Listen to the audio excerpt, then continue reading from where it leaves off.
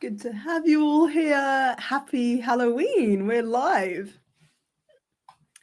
So, as we all come on, just feel free to drop in the chat where you're from and something about Halloween. So, for example, I am actually not a big fan of Halloween, which I know is not a popular opinion. But I actually hate pumpkin carving, and my husband loves it. And he bought 2 pumpkins, and I was like, you know what? Maybe you just carve both of them. So, are you a Halloween fan? I am interested to know. So, put in the chat where you're from and if you're a Halloween fan or not. So, in a minute, we're going to get started, but today, essentially, we're going to be diving straight into how to articulate a fundamental message, a core way of speaking about what you do in a way that works, but also in a way that you can easily roll out to all your communication. Philip loves Halloween. Yeah, I think I'm the odd one out here. The other thing about your message is that it evolves. As your business evolves, as your audience evolves, your message evolves as well.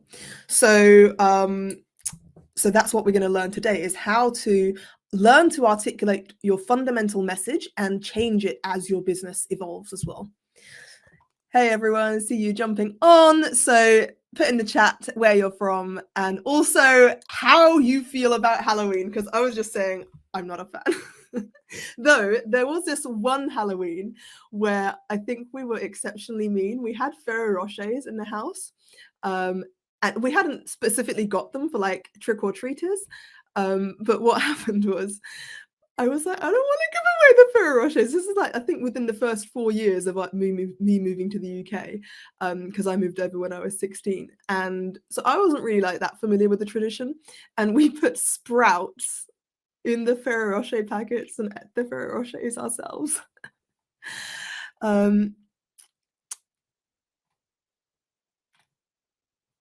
Okay, so are you having trouble with sound? So I can see some people can hear me. Let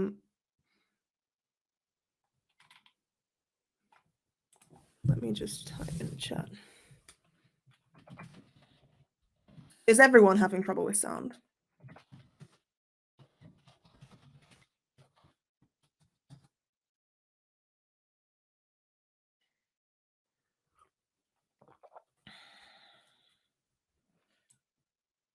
This is the first time I'm using this platform. It's Webinar Geek, so it might take just a few minutes to adjust. Okay, so that it's not my mic. That's good news. Apparently, you need to unmute people who are joining now. Philip's saying it's at the top. Okay. Good to hear. Randy, apparently you just need to click the tap to unmute button, which is at the top. It seems to be something that everyone's experiencing. I was just saying, first time using this platform. Awesome. So why don't we make a start? I'll just put in the chat here. The unmute button didn't work. Okay. Well, people who don't have sound aren't going to hear this, but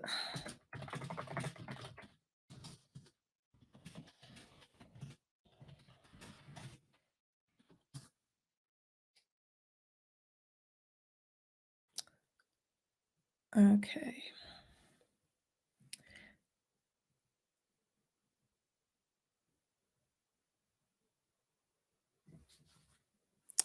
Okay, that's odd.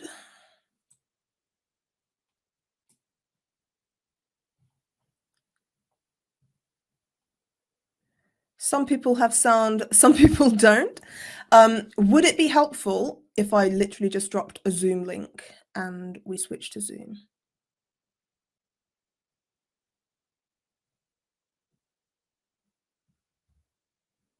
Okay, give that a go, Jonathan.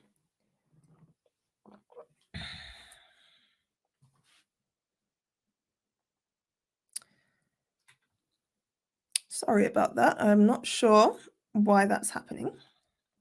We'll give that as a point of feedback. Awesome. All right. So why don't I get started? I know some people are jumping in and out. I am really aware of the time that you're putting into this, and I really value your time. So let's dive straight in. Awesome. In fact, what I'm going to do is I'm going to just have the chat up here. So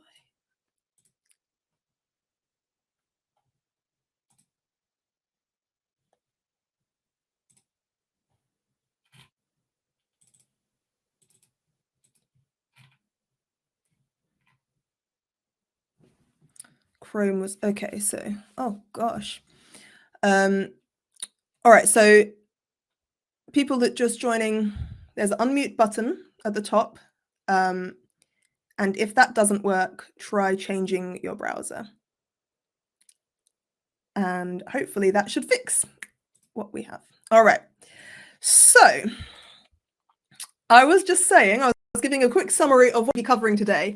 But basically, we are going to be learning how to articulate a way of talking about what you do in a way that people don't only get, but you can roll out to all your communications. It's a fundamental way of talking about what you do, and how do you actually find that message? And more importantly, how do you evolve that message as your business evolves as well? So, for those of you that don't know me, I'm Alara, and I am a messaging architect. I work oftentimes with small to medium-sized businesses, and many of them are in the tech industry, but also many outside as well. I'll tell you more about myself in a minute, but for now, just make sure that you have a pen and paper to hand, because I'm going to be learning a lot of actionable stuff that you can apply straight away after this in this call. So, as we're doing that, just put in the chat, what is it that brought you here? Was it, I know that some people have already worked with me. Some people actually, I think you must have got an email from me. Some people it was over LinkedIn. So what is it that brought you here? And yeah, what is the draw to this webinar? And as you put that in the chat, I know there's one thing that binds us all together. And that is, when we talk about what we do, people misunderstand it to a certain extent. And misunderstanding looks different for different businesses. So some people kind of understand what you do, but they kind of squeeze you into boxes that you don't really fit into. So you're like, we're kind of that, but not exactly that. We're kind of that, but with a little bit of this. And they never really get to that aha moment. So that's one type of misunderstanding. Another thing that happens is people literally just don't get it at all. So you might have this groundbreaking solution, but people just, their eyes are rolling. It's way too techie for them. Or the other one that's actually quite common that people don't realize is your audience logically understand what you do. They understand what you're selling and what the value is, but you never get that excited reaction that you really hoped for. There's not that emotion, and because there's not the emotion, they don't do anything about it. They're like, oh, that's cool, good to know. And then that's kind of where they are mentally, and that's kind of where the conversation stops. Aneska is saying it's easy to help people clarify their message, but I just got stuck on my own. This is such a common problem. It's very easy to look at the label of the jar if you're not in it. If you're in the jar, it's sometimes harder to see the label. But what I'm going to teach you today is actually a systematic way of thinking about your message so that you actually can start to see your label, even if you're inside of the jar. So, having a message that resonates has always been important. It's important at the best of times, but it's never been more important. Like right now, the environment that we're in, like the global environment that we're in, I mean, I don't really like talking about politics, but it's changing and it's affecting the economy as well.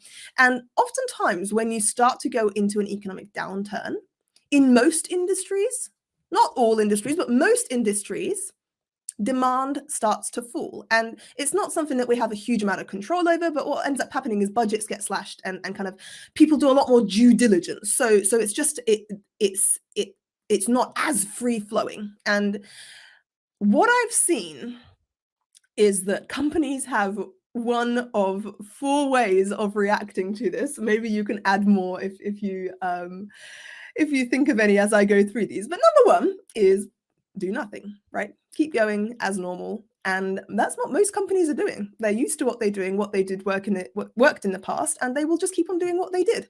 But with the same conversion rate, with the same with the same conversion rate, but a lower demand, they're just going to convert less, right? So another technique that I've seen companies do is they play the numbers game, right? So basically, they amplify the number of buckets they have. And what this looks like is investing in more and more marketing channels. But the thing is, without a fundamental message that works and converts, this technique is really expensive, really expensive. It just costs a lot, and the conversions, it doesn't make a huge difference to your bottom line. You will get overall more sales, but it's also, expensive too. So the other option that I've seen, and this is probably by far the worst, is investing in kind of branding, new look and feel, or cute and clever copywriting. It makes you feel like you're doing a lot, right? Because it looks good, it feels snazzy, it feels shiny. But actually, these two are completely ineffective if you don't fundamentally know what you're saying. And I'm going to explain a little bit more about the relationship between copywriting, branding, and messaging in a minute. But for now, know that this bucket is completely missing the mark. And therefore, it's really not making much of a big difference at all. And the final thing is this is my little analogy. Referrals can be a great source of people coming in, and this applies for if you're trying to sell to your audience or if you're trying to raise investment as well. It's just about getting people to buy into your thing, whatever buying in looks like for you. But relying on referrals is a little bit like doing a rain dance and hoping for rain to come. Like, you have very little control over it. And what ends up happening is that you don't actually get to choose the type of people that you're attracting. And therefore, you don't have much control over the direction that your business goes in either. So great to have referrals as part of a bigger strategy, but relying on it, I wouldn't. So I mentioned this a little bit previously, but as standalone, like, these are great strategies, but as standalone strategies, they're band-aid solutions because they only work if you have a message that works. And the best thing to do when in an economic downturn is increase your conversion rate. You have the same amount of or lower amount of people coming in, but you're converting more of them. You are resonating and getting people to take action more than you used to. So the people that are coming in are actually more of them are turning into clients. And messaging is the number one factor why people convert. The other ones help, but messaging is the number one factor why people convert. So what we're going to be talking about today is how to find one fundamental way of talking about what you do that works and that you can then use and roll out to all your different ways of communicating with your audience. So I want you to imagine, and this is a scenario that happened to me quite recently, so it's fresh in my mind. Imagine a prospect that's recently, or kind of maybe not so recently, has said no to you, or kind of said not interested, or maybe they've ignored you, or maybe they've ghosted you. Imagine that prospect turning around a few months later saying, actually, can we do it? Can we go ahead? Like, that feeling of someone who previously said no, saying, can we do it now, is what good messaging does. That is because they didn't say no because they were a bad fit for you. They said no because something didn't add up for them. There was something that didn't make them feel, oh my God, yes, I want to go for this, right? And when you find your right message, when you find the narrative that works and that deeply resonates with your audience, it makes complete sense for them to come back. Like, it's almost a no-brainer, right? And as long as you don't bring up the fact that they said no, they won't bring it up either. And the good news is that once you have one fundamental narrative, it rolls out to so many different areas. I mean, I've put a few examples here, but honestly, it applies to more than your marketing. It applies to your internal communication. But, some of the fundamental ones, website messaging, decks, proposals, your social media, even writing books or white papers, your structure for keynote speeches, your demos, your sales decks, and it influences things like your branding as well. So imagine you always know what to say. And after you've got your core message, your strategic narrative, you just need to decide how to say it. So that is what we're going to learn today. That is what we're going to be learning today. And this is what your core message, your strategic narrative looks like. I know it looks overwhelming now. We're going to dive a lot more deeper into it in a minute. But just to give you a feel, this is what we're going to be covering today. And so we're probably going to go for about 90 minutes. It's not a sales pitch. It is purely to pack you with value. Though keep your eyes peeled, because later this week I'm thinking of opening registration for my first ever group coaching program, where I basically hold your hand through applying this to your business and equipping you to apply it over and over again as you evolve as well. So keep your eyes peeled for that. That's probably come later in the week. But just also bear in mind that everything you're going to learn today can be applied to your overall business message, but you can also take the same process and apply it to each of your products or services as well. So it's a process that has many uses. Awesome. So before we get started with that though, why should you trust me? Some of you know me, some of you don't. Why should you trust someone with something that's so foundational to your business? And especially if I don't have any background in marketing, no extensive business background. I'm not a guru in writing, grammar, or literature. I mean, my mum studied English. That's probably the closest I can get to that aspect. So looking promising. People start to drop off out of the webinar now. No, what I do have is a superpower. And I mean, I call it a superpower, not so humbly, but it's been proven time and time again, and it's a superpower that I developed from quite an early age, and it is the ability to understand and articulate complexity, navigate and articulate complexity. This includes human emotions. This includes speaking about complex topics and concepts.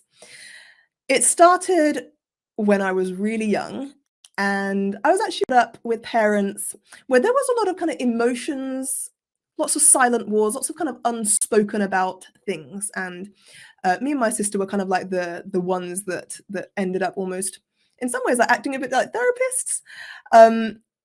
And actually, turns out it was the greatest gift ever, because it allowed me to learn how to navigate and express complex emotions quickly. So this is kind of where that seed of that superpower got planted.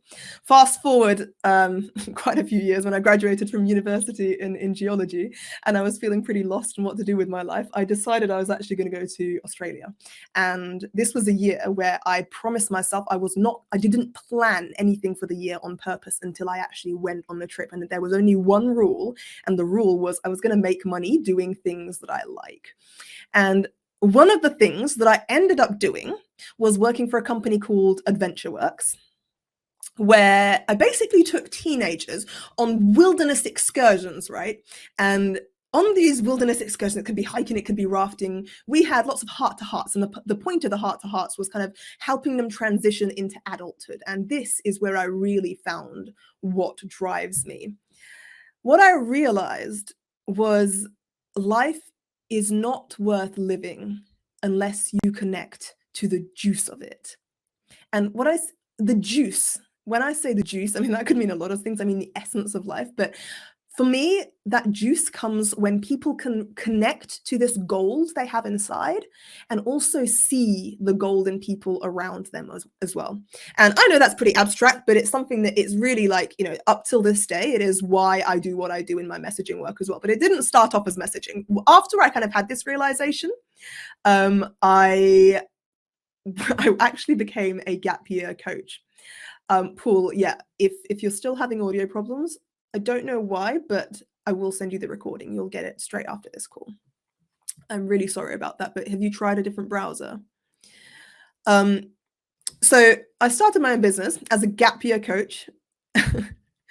My only client was a woman from Ethiopia for £500 who couldn't end up even paying me because apparently you can't make international transactions from Ethiopia. Did you know that? So I transitioned into becoming more of a career coach role and basically helping people find their spark and make decisions that aligned with that kind of inner spark. And it was going well. It was kind of bumbling along, but by chance, one day I spoke to a tech founder and he said that he really loved what he did, and that wasn't actually the problem. Finding what he loved wasn't the problem. The problem was when he spoke about it, people rolled his eyes. He was in something like credit system security. And that kind of made me realize something, that you have this whole cohort of people, founders, who already know, who've already connected to their goal. They've made a product about it, but people don't really see it. So I transitioned initially to helping tech founders, eventually expanding into more businesses to articulate this gold, right? And it worked. I mean, it took an evolution of working with a lot of founders, a lot of businesses from all different sizes. But after a while, these companies started diving and going into periods of exponential growth, huge periods of growth. I've got one client saying they've successfully pivoted, they've won back-to-back pitch competitions, and recently we've just had a client get acquired, and he attributes a lot of that to the new messaging that he had, because even after the new messaging that we created for him, one of his competitors reached out to me and they said, what did you do with that guy? Because he's really smashing it in the market at the moment. So it worked. And after working with about 100 plus companies around the world, all sorts of different industries, all sorts of sizes, I got to a point where I actually formularized this superpower, because if it's a superpower, it's just me that can do it, right? And I formularized it into a repeatable process that's more in depth than anything on the market that I've seen so far. And that's what we're going to dip our toes into today. So let's start with, what is messaging and what is it not? Because I've seen so many misunderstandings around this. Or is it copywriting? Is it kind of the same thing as branding? Is it the same thing as positioning? So I want you to think of this whole marketing ecosystem as a concert, right? You're giving a concert.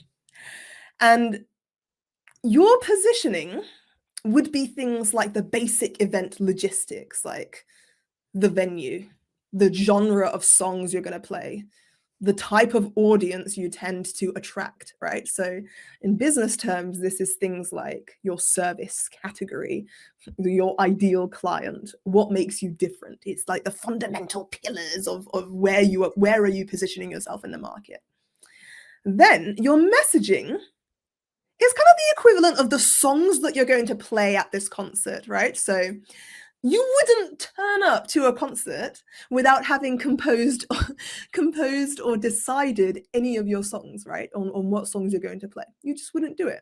Yet that's what most people do with their marketing every day. They kind of make it up as they go along. Their messaging every day, sorry. They make it up as they go along. So then your branding in that context is kind of like the look and feel of your entire concert, like all these shiny lights and the pillars and the clothes you wear and the kind of the feel and the vibe of the place, right? Very important, very much adds to the experience, but without the songs, it doesn't really make any, that you have nothing, right? And then there's finally copywriting. Your copywriting is basically your actual performance, the way you deliver those songs, the way you interact with the audience, right? So this is actually the how you sing the song part.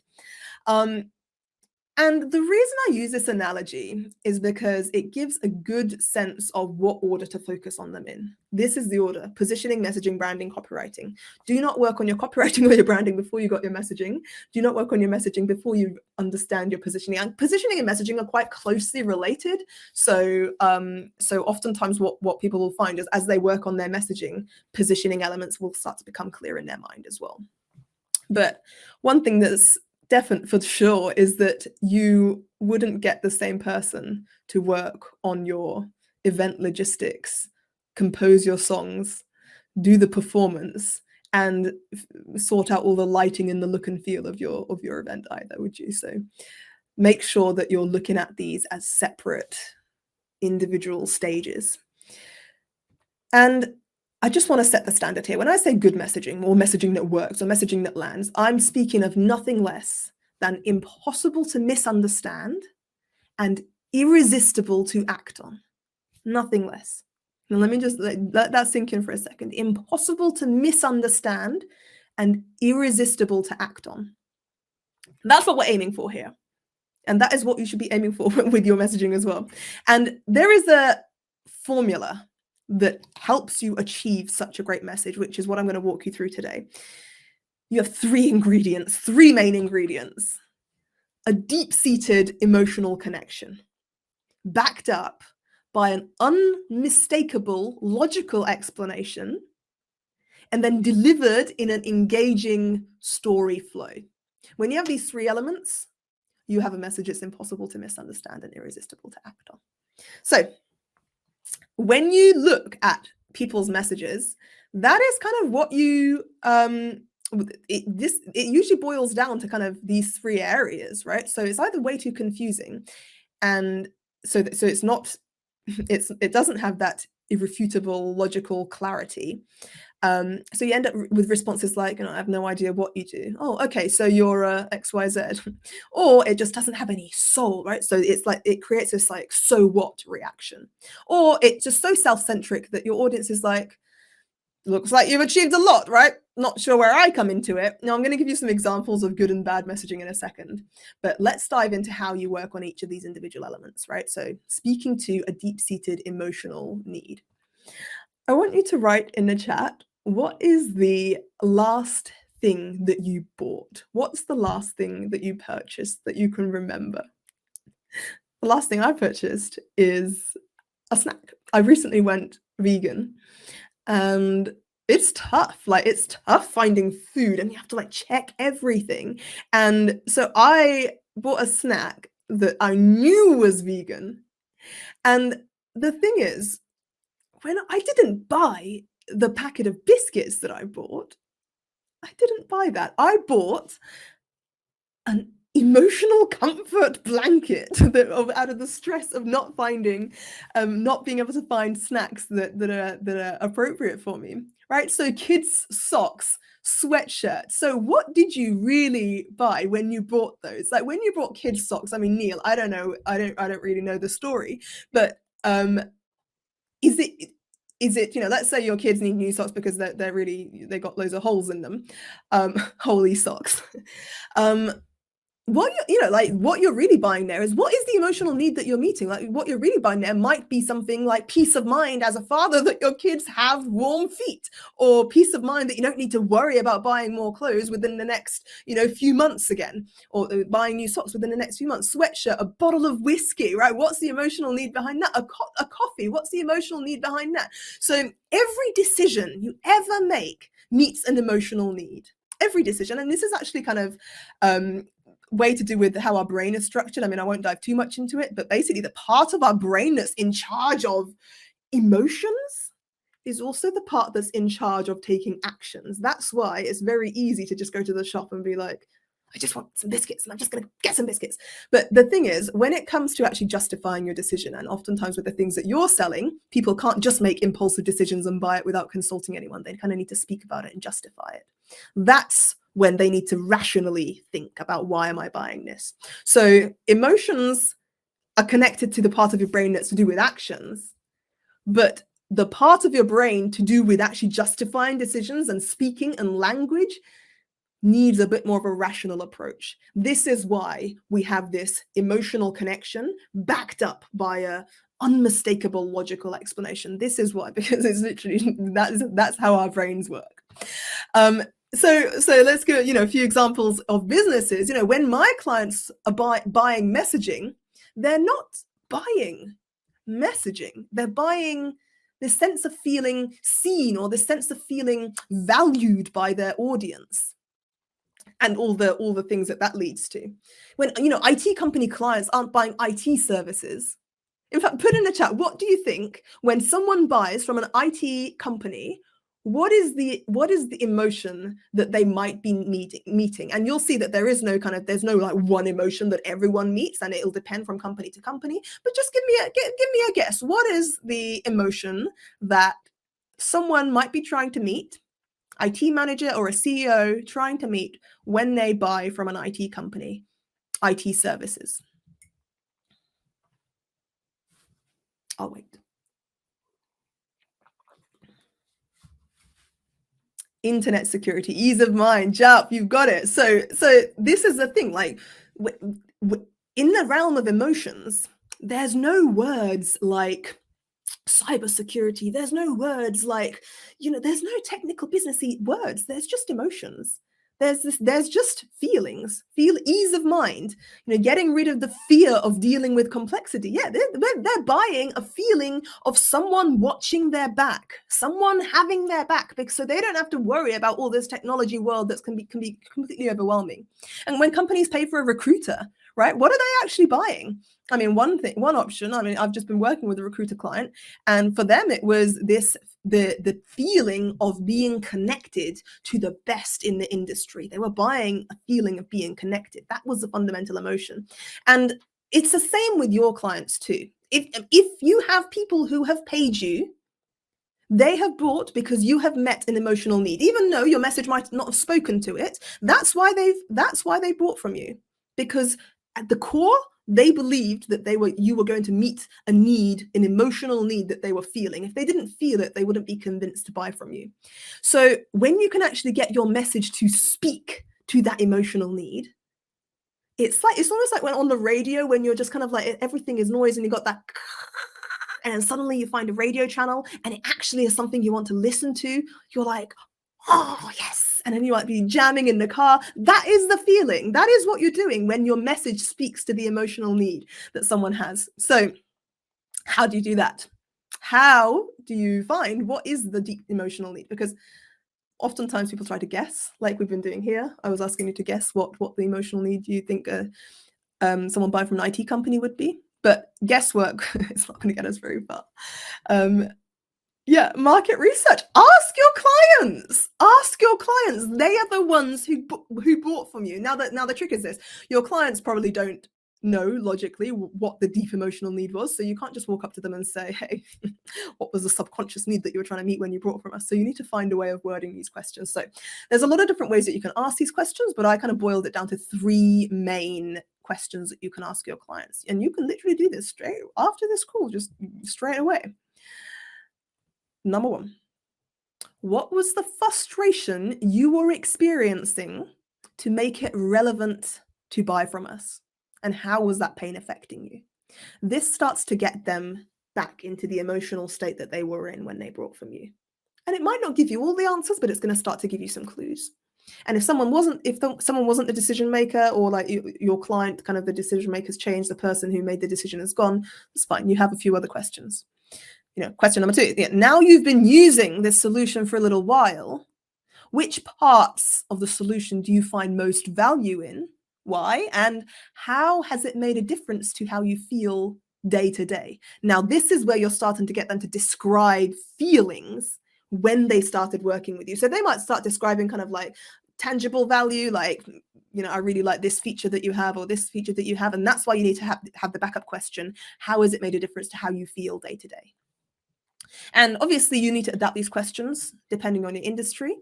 But yeah, it's a good starting point. And then if we didn't exist, What would you have done? This gives you an idea of the different alternatives. It might not be your direct competitors. It might be, oh, we would have done nothing and we just suffered in silence, or oh, we'd have just hired an intern. You'll have a few different options that actually might be surprising, or maybe not so surprising. But once they give you these alternatives, you can ask them, how do those alternatives compare against what you're getting from us? And another way of asking this question is, how would you feel if our solution was taken away from you? All of these questions are geared towards getting people to talk about feelings, not features, right? And people, it can be quite uncomfortable when you just directly ask them about feelings, and that's why these questions are kind of positioned the way that they are. And then the other way of understanding and kind of getting a feel for the subconscious need that you're meeting is, one way was going to your clients, but the other way is turning inwards. Now, I know that sounds a bit fluffy, but I'm talking about your own, if you're the founder, or if you're not, your company's why. And when I say why, I'm talking about the drivers that are consistently at play when you're at your best and are consistently lacking when you're at your worst. Now, I don't know if you're familiar with Simon Sinek.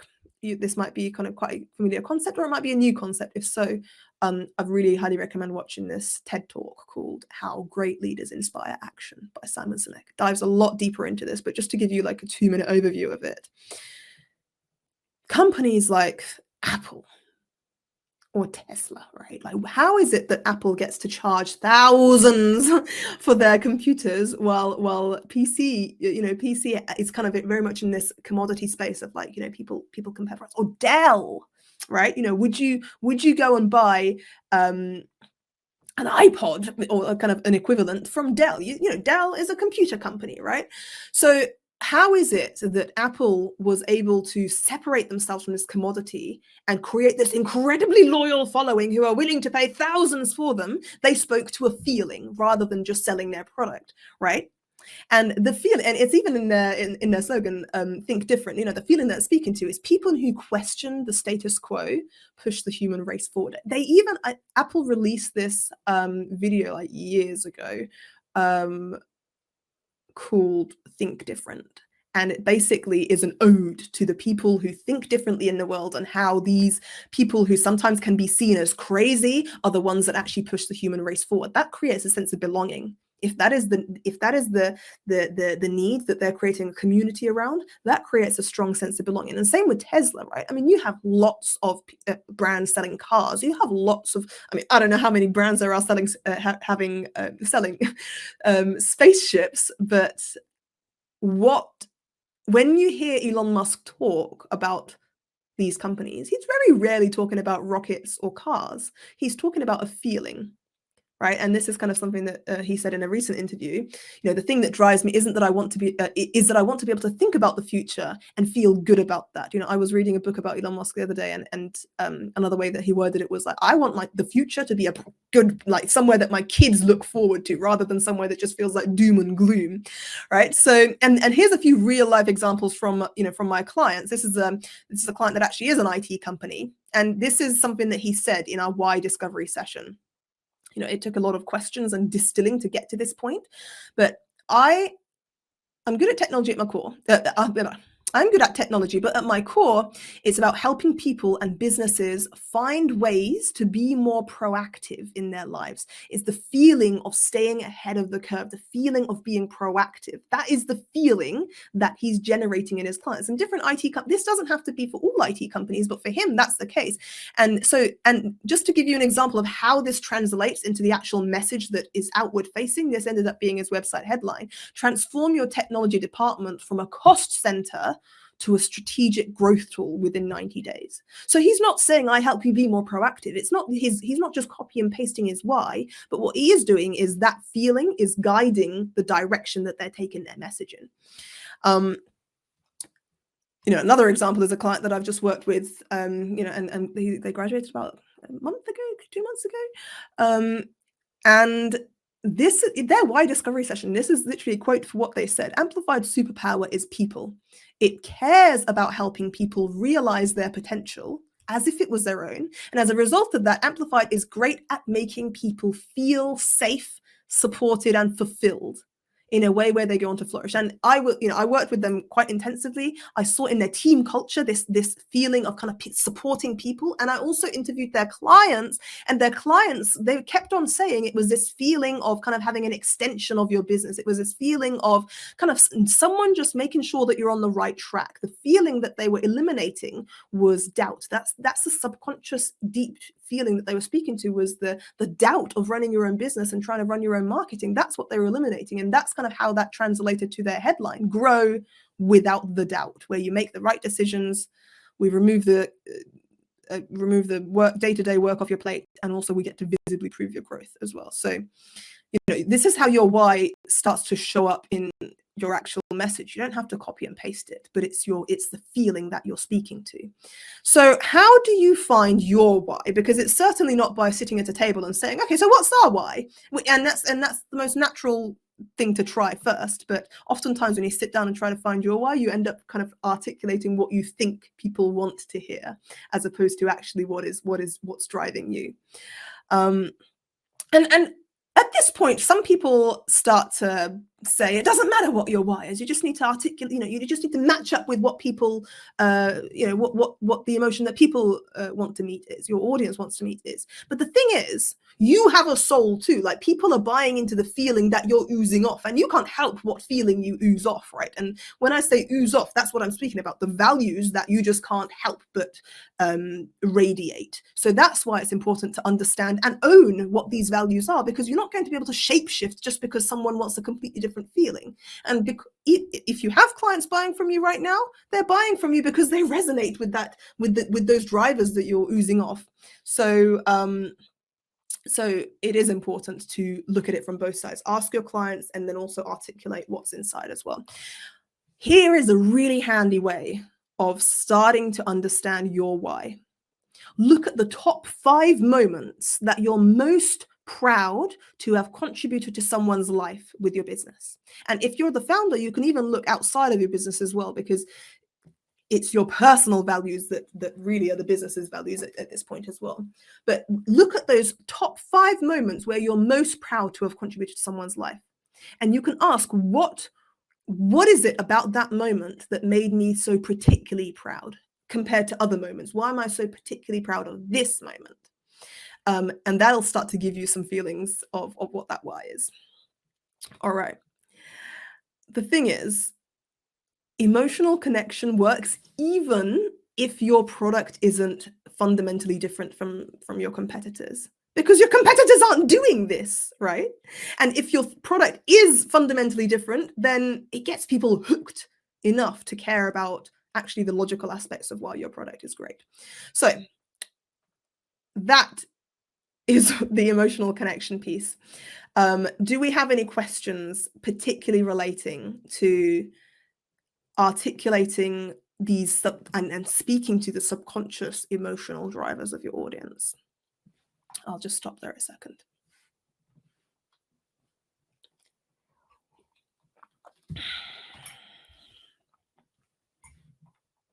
Or does that make sense?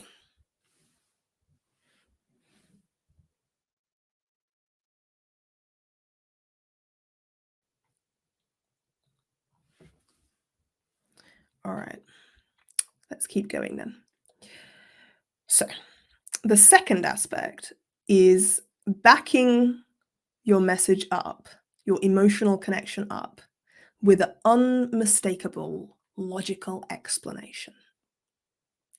Now, the thing is, your message is made of different chapters, right?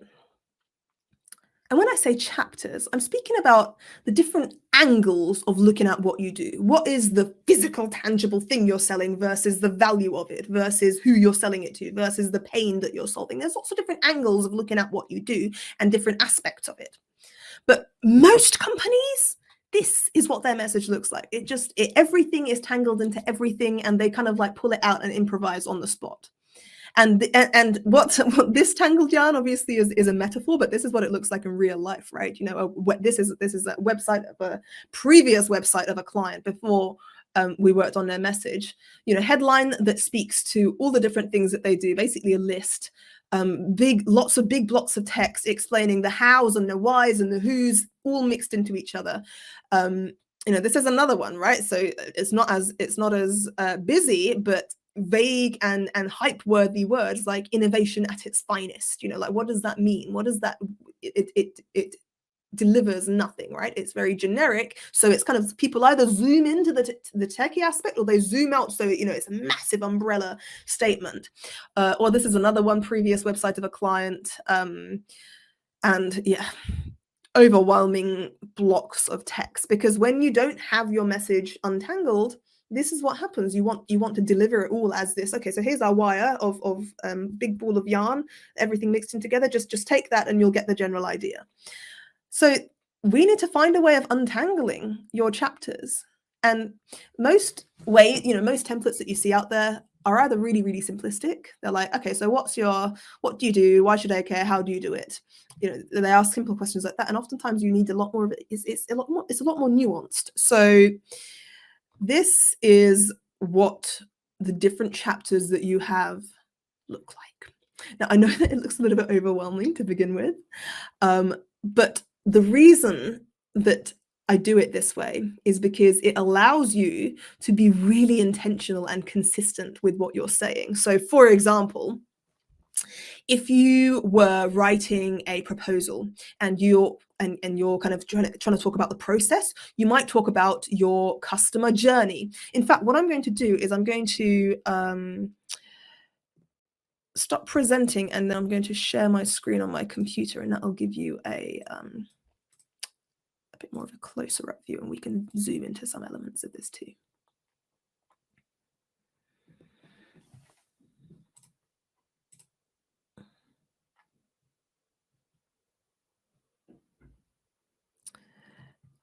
All right. Okay. Everyone see my screen? Super. All right. So for example, if you were writing a proposal, you might want to talk about your customer journey chapter. Whereas if you were talking about, if you were writing a white paper, you might want to talk about you might want to educate them on the problem. If you want to, if you're writing an ad and you want to get someone kind of, you want to speak to someone's emotions quickly, you might want to talk to their subconscious pain. Or if you're writing a client case studies, you might want to speak to the happy ending that you help your clients achieve. So these are all different chapters that you already have, whether you untangle it or not. So I know it feels overwhelming, but actually these are the chapters that you already are speaking to. This just allows you to separate them and allows you to be really intentional about what exactly am I trying to communicate here, and be really consistent with it as well. Super. So what I'm going to do is I'm going to walk you through some of the chapters that will make the biggest difference to you in a little bit more detail. So get your pen and paper out, everyone, and I'm also going to compare it with an example of that of the client amplified as well, with their permission. So this, you can see we have a box here for your why, which is your driver. So whatever kind of the feeling that you're speaking to is. So for continuous, it would have been kind of helping people be more proactive. For amplified, it would be helping people feel safe so that they can go on to flourish. So this is kind of the space for that. This red box here is everything to do with your who, right? So these are the kind of like the more simple bread and butter, like if you're a B2B, like the type of organization or the industry that you're speaking to, and who is the human, like the actual person that you're trying to sell to. And this might be multiple people, this might be multiple industries, this might be multiple organizations. But I think what you'll find is the more you can really zoom in on which humans, which industries and which organizations most care about what I have to sell, your message will resonate deeper and deeper. So oftentimes with messaging, it's very easy to kind of want to not miss out anyone or anything. But the more specific your message is, the more you, the more it resonates deeply. Super. So this is the meat of it. right? This is where it really starts to become clear. What is the mental journey that your client is at? What is the mental stage that your audience tends to be at when they come to you? So for example, if I show you Amplified's example here, the mental stage that their clients are at, I'll just zoom in here quickly. Yeah, they're either unhappy with the agencies that they already have, or they've lost some people from their in-house team and are looking either to hire or get a new agency, or they've got someone in-house, but they're struggling with whatever they're trying to do, right? What is the mental stage that someone is at when they first come to you? The pain, right? This is the emotions that they experience. This is when you ask someone, what was a struggle that you had? Oftentimes they'll describe their conscious pain. Like, what is the way that they experience their pain?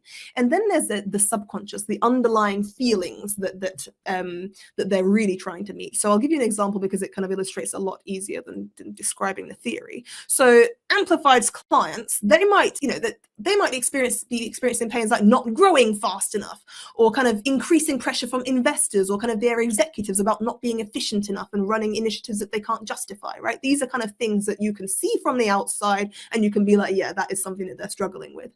Subconscious ones are things that you can see from the inside. Things like, they're confused about which solution is best. They're needing validation from someone who knows what they're doing, that they're on the right track, for example. So what can you see from the outside, what they're struggling from the outside, and what are they struggling with from the inside? The problem is basically, if you're a doctor, basically your diagnosis of their solution, they might be educated and know what really is causing their pain, and they might not be educated, and actually you need to educate them on what is the real cause of their pain. So this is where you really start to articulate their the diagnosis of the cause of their pain, and the consequence is self-explanatory. What will happen if they don't do anything about it? And the reason it's important for you to separate these is because when it comes to actually finding your story, you need to know what are each individual sections that I'm communicating first, right? So this is all about you and what you're selling, right? So I've separated it into big picture, your what's, and then your hows, right? So big picture, these are like, well, let's start with here. Your physical, tangible thing that you sell. Like, what service category? Are you a consulting agency? Are you a SaaS product? Are you a platform? Are you selling a physical product? Like, what is the physical, tangible thing you sell? The amount of messaging that just skips over the actual physical, tangible thing they're selling. So for example, for Amplified, the way that they articulate kind of their title is a digital marketing agency with a focus on performance and analytics. Simple. It should almost sound boring. It doesn't need to be exciting. So these are the exciting ones, the transformation statements. So there's 3 types of statements that you're trying to that you're looking to articulate. I call them the excitement builder, the stop them in their track statement, and the delicious summary of your solution. So the excitement builder is statements, so let's look at Amplified. So it is grow without the doubt. So I was showing you their headline. So that is kind of where you create this sense of, and I'm going to give you a lot more examples once you get into the story aspect of kind of other companies as well. But this is where it's a statement that gets people excited about the transformation that you're going to produce for them. It's not always very descriptive, but it is something that gets people feeling something. So the way that I'd like you to think about this is people should almost be able to visualize the future that you create for them. So they should be able to, this statement should be able to kind of be so descriptive that they can visualize it. Stop them in their track statement is basically a slap in the face. It's a reality check. It's you need to do something about this quick. So for example, for Amplified, it's the statement, are we on the right track? Because that statement was said so many times by their clients that it resonates. It's a question that they ask day in, day out. Are we on the right track? Are we on the right track? Are we on? So that is actually their headline, their sub-headline when they go to speak about, well, I'll talk to you in a second about where you'll use that sentence. But this is really where you this is a type of sentence that makes people go, gosh, I really do need to do something, don't I? So I think another one that we've got here is, digital growth is a minefield, and so is deciding on the right support. but doing nothing is expensive. So that's a bit of a long version. But yeah, so you want to find a sentence, a transformation sentence that, where are we? That stops them in their tracks. And the final one, delicious summary of the solution. It's kind of basically what does your solution do? What is it? What is it about? So Amplified is a team of digital growth experts as an extension of your business. You know, it should sound less exciting. I mean, it doesn't have to be less exciting, but usually it's less exciting than your excitement builder statement. But it's a summary of what is the value that they're getting. And then just a few other chapters that I think will be really helpful for you to start to understand is your value pillars versus your contributions.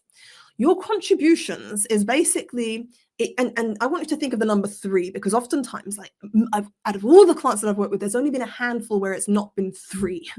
But your contribution is basically the, if you were to group all your features by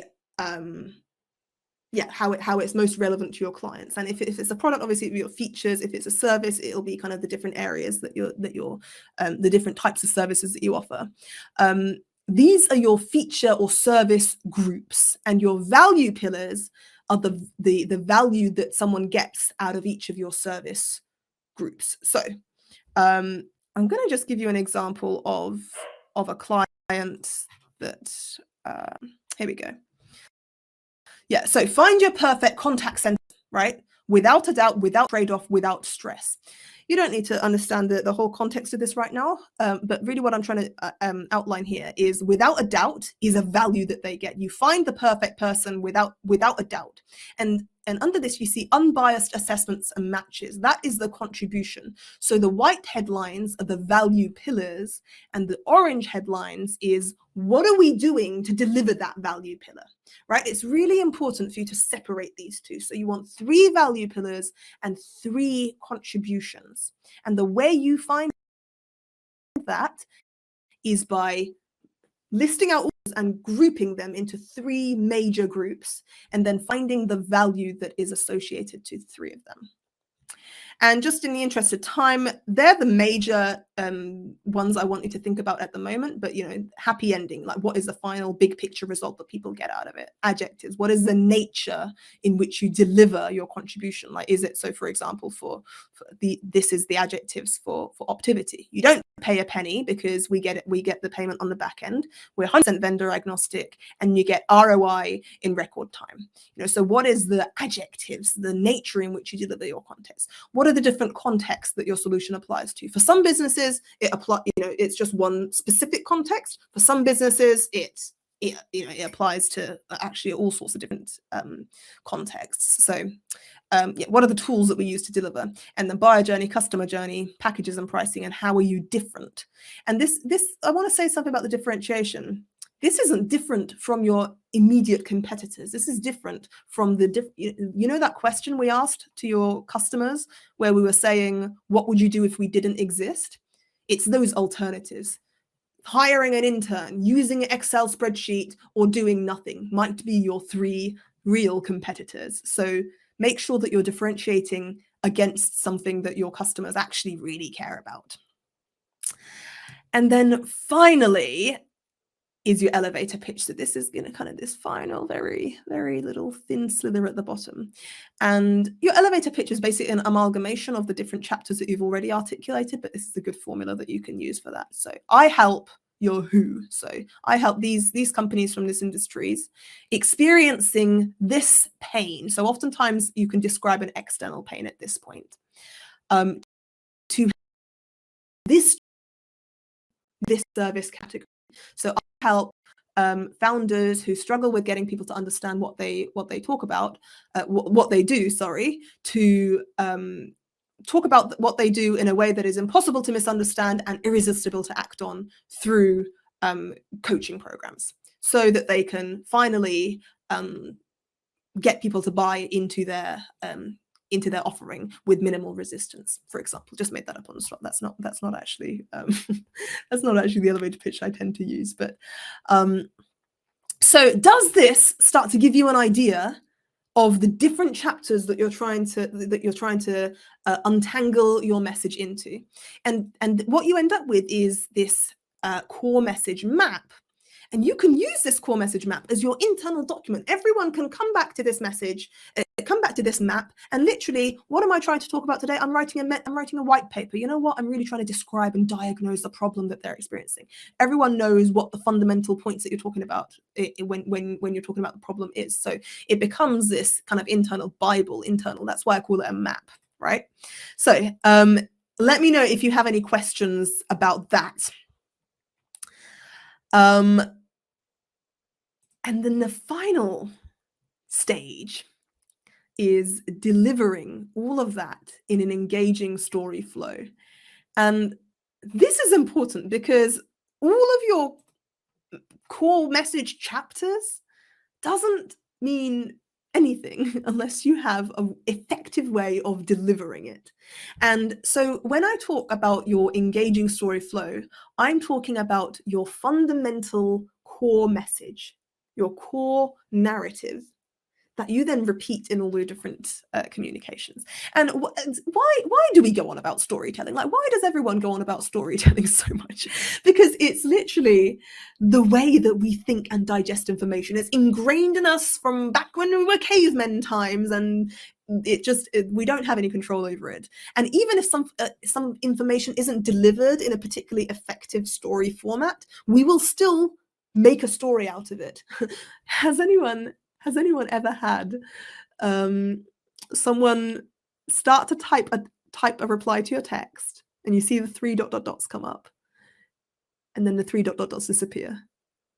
Watch your brain start to create stories in that moment. Even if the information is incomplete, even if the information isn't delivered in a story, we will turn it into a story. So you might as well deliver your story in a way that is actually going to come to it, create an outcome that's impactful and that everyone wants, right? So most companies opt for a story that goes a bit like this. Hi, we're X company, whatever your name is. We're an award-winning, whatever your service category is, marketing agency. Here are our shiny new offices. We're really good at what we do, and even our clients say so. Testimonials, case studies, great stats. Here's our expert team, nice faces. Wanna buy? Here's our latest product. And I actually just tell me. You can write in the comments here. What is so bad? Like, what is wrong with doing this? Like, why shouldn't we do this? Because you should be proud of your awards. You should be proud of your team, and you should be good at what you do. So why not? Is it bad to preach about it? What is so bad about speaking about your business in this way?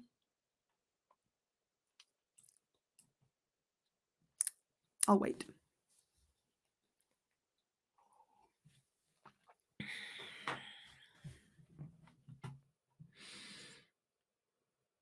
Doesn't say what's in it for me. True. What this does is position you as the hero of the story. You meaning the company. When you become the hero, doing all the saving, your customers, your audience is the victim being saved, right? And no audience that is ever going to buy from you or invest into you ever sees themselves as a victim. So it's not the story that they're telling in their mind. Because here's the thing, right? Everyone is the hero of their own story. Which means it's no surprise that you also feel the hero of your own story, and therefore your company message might maybe sound like something like you just saw. All right, so it's not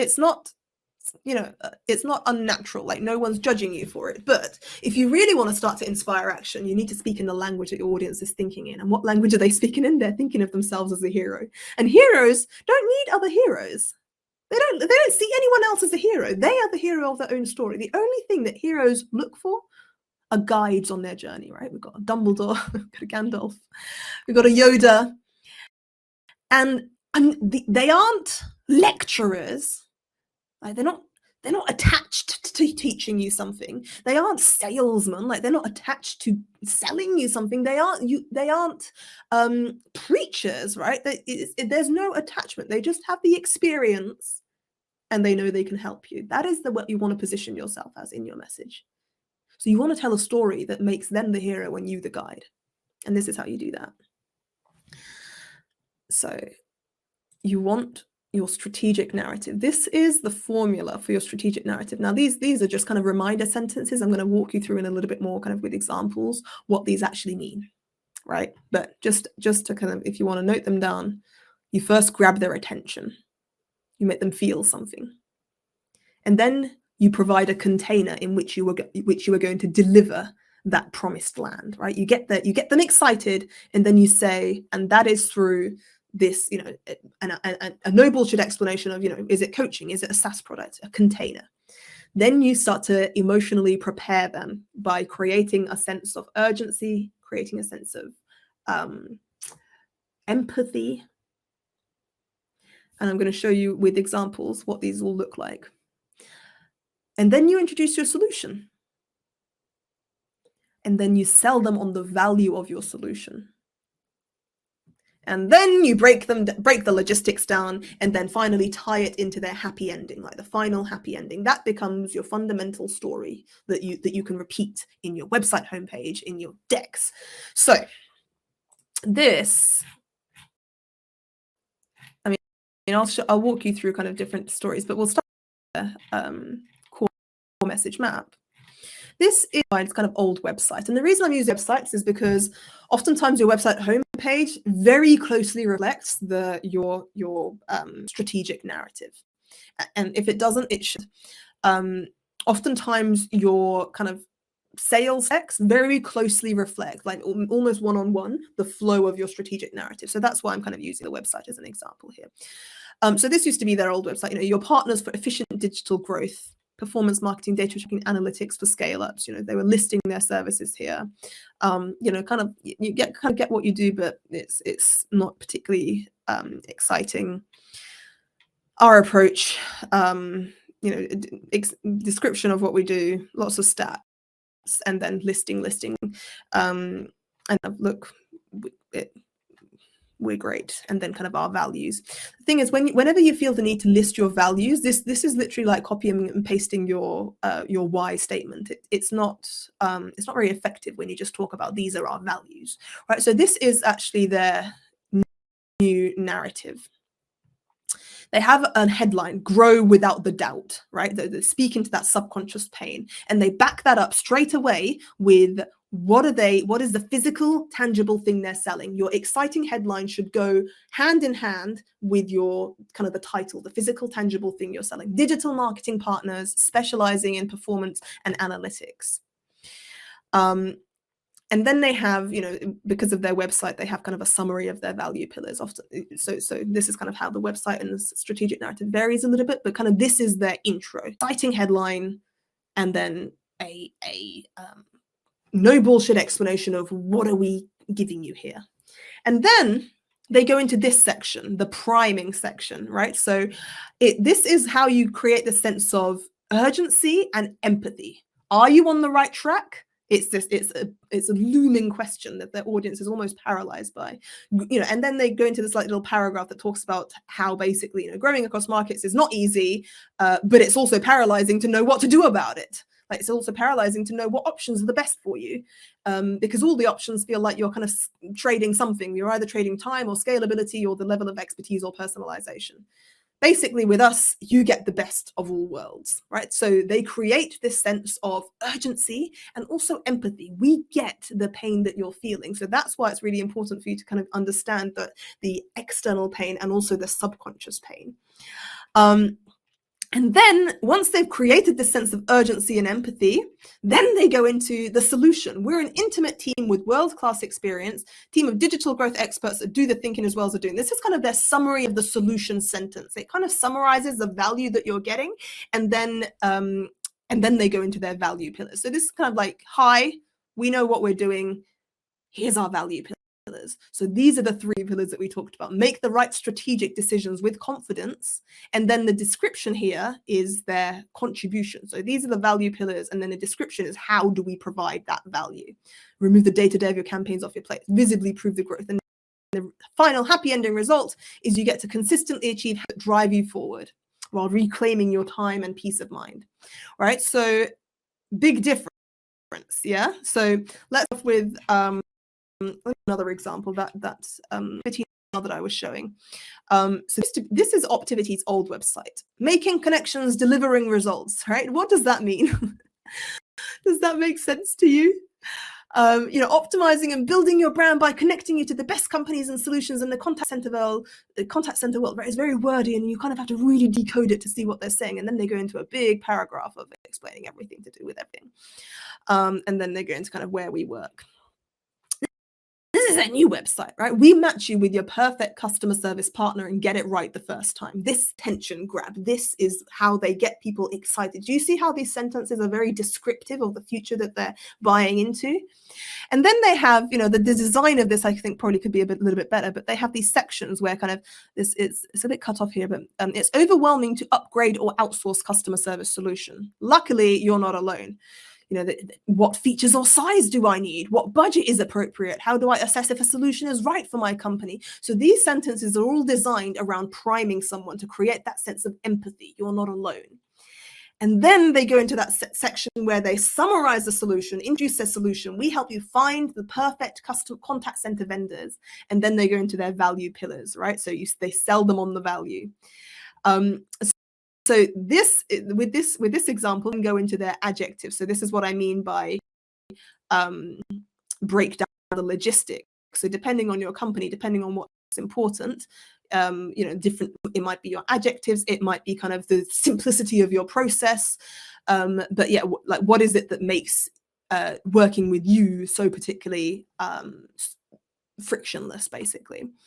You don't pay a penny, 100% vendor agnostic, ROI record time. And then these are the different services that we offer, right? So adjectives, different actual service groups, and then why we're different. So I would probably add another section here, just kind of finalizing, tying it into their final happy ending.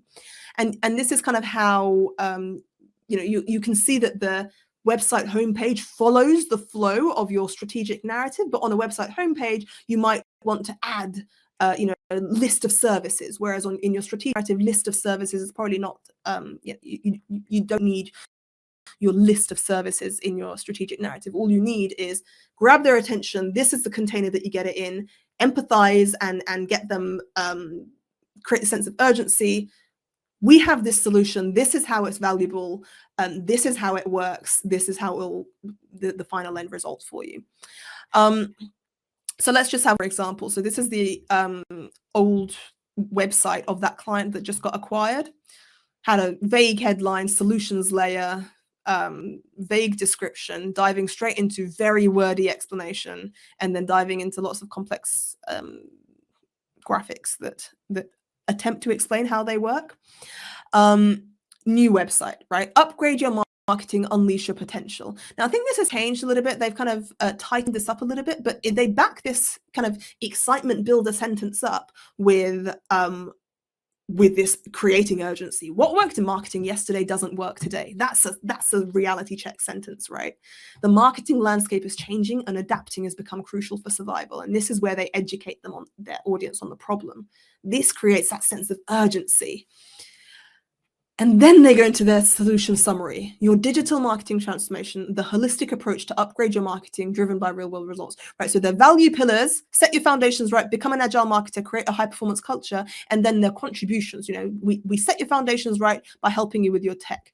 Become an agile marketer by helping you with finding the right channels, and then create a high performance culture by training your team, essentially, right? So this flow that I'm talking about here, you can literally repeat in your homepage, in your decks. Like this flow is becomes your fundamental flow.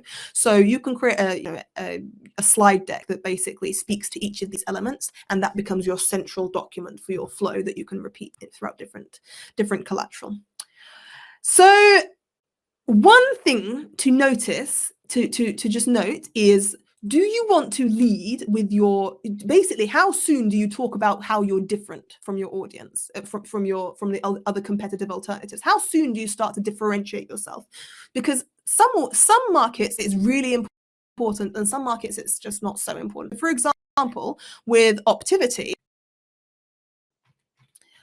they dive straight into kind of without a doubt, without a trade-off, without stress. That's already speaking the objections that someone has, because when someone reads this, they're like, yeah, but like, am I really going to be sure they're the right person?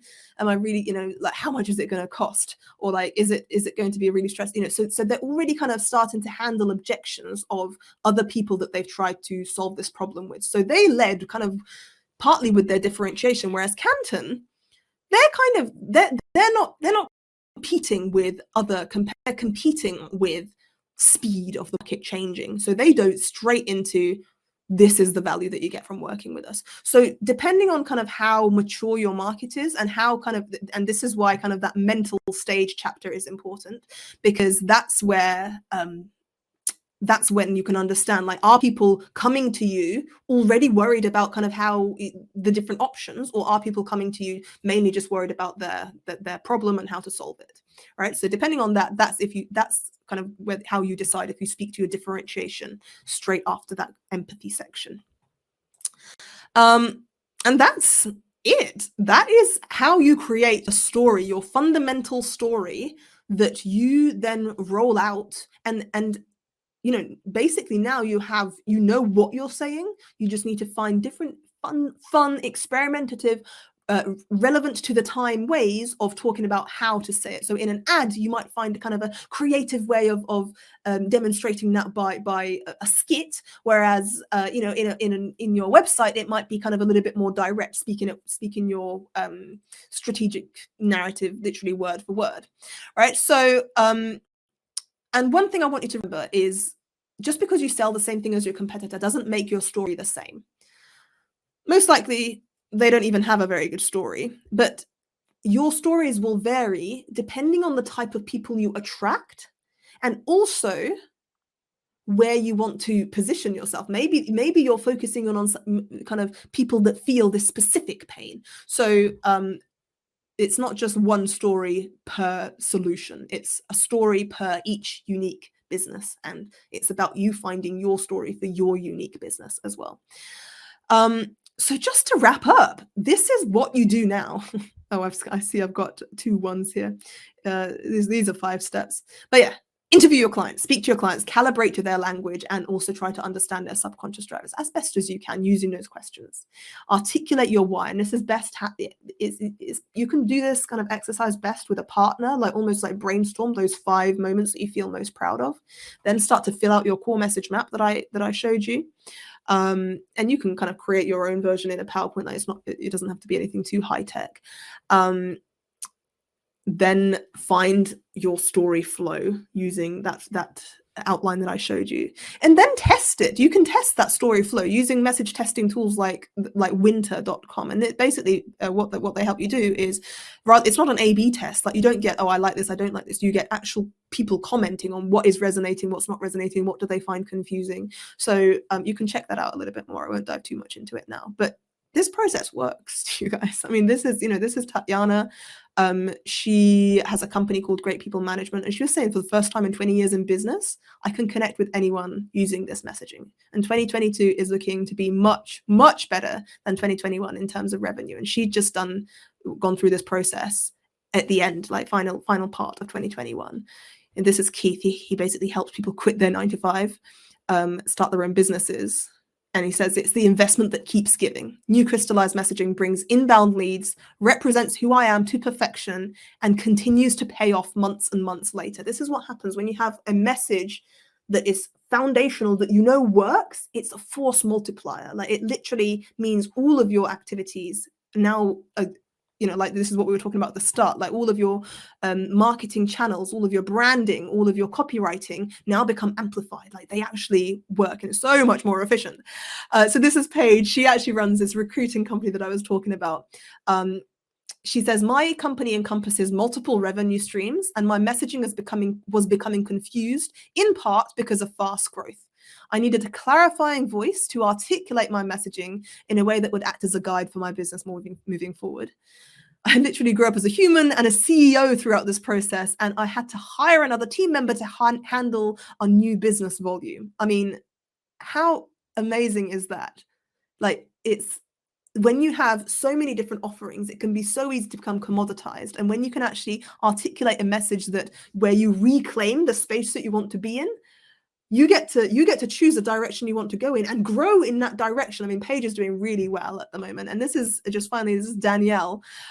She runs a leadership coaching business, and she says, because of my clear and concise messaging, I've built a thriving consulting business and I'm organically attracting speaking engagements and consulting. The whole process completely blew me away.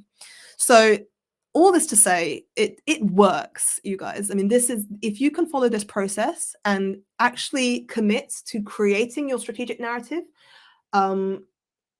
it's not going to be a waste of your time.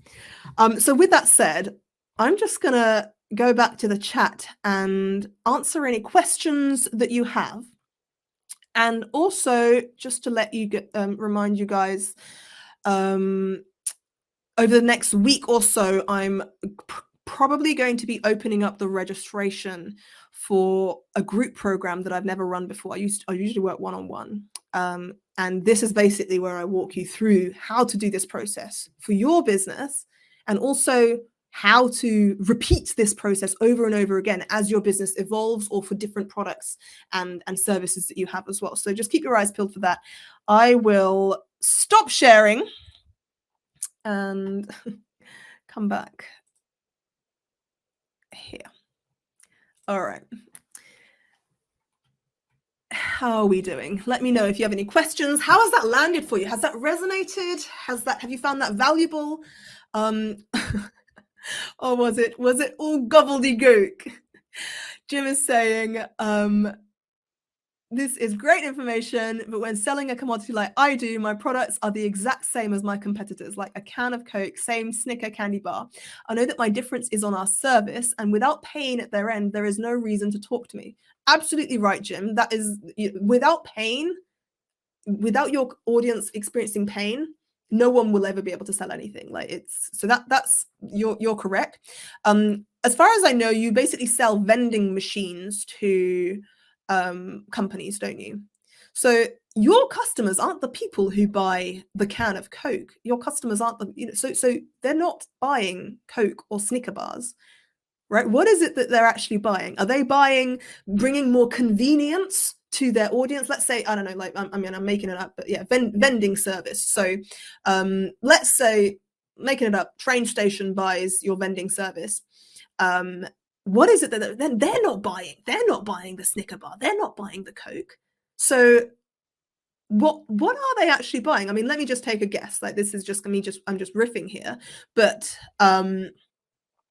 that one thing that they might be buying is convenience for their customers, a sense of making, kind of getting their customers to stick around longer, or kind of have a better experience at their train station so that they come back again or give good reviews. Like,